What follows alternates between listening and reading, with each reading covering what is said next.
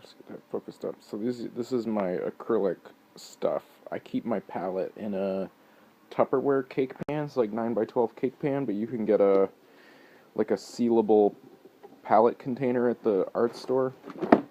These I just got this at a thrift store for like $1. So I keep my acrylic palette in here, and I've got a bunch of these little spray bottles that just mist water.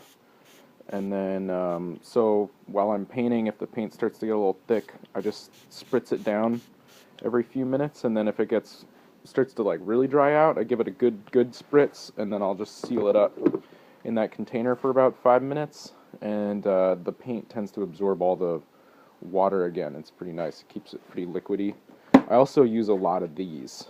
This is a golden liquid acrylic, so it has a more of a water base to it, but still a high pigment concentration, so the colors are really bright and intense, but they slide around really nice. And then I'll combine those with heavy body acrylics, and because there's some colors that you can only get in heavy body, like the pure cadmiums only come in heavy body, just because of the pigment I think sinks in that liquid bonder. And then I use a lot of this GAC 100 is like a really thin medium that dries shiny.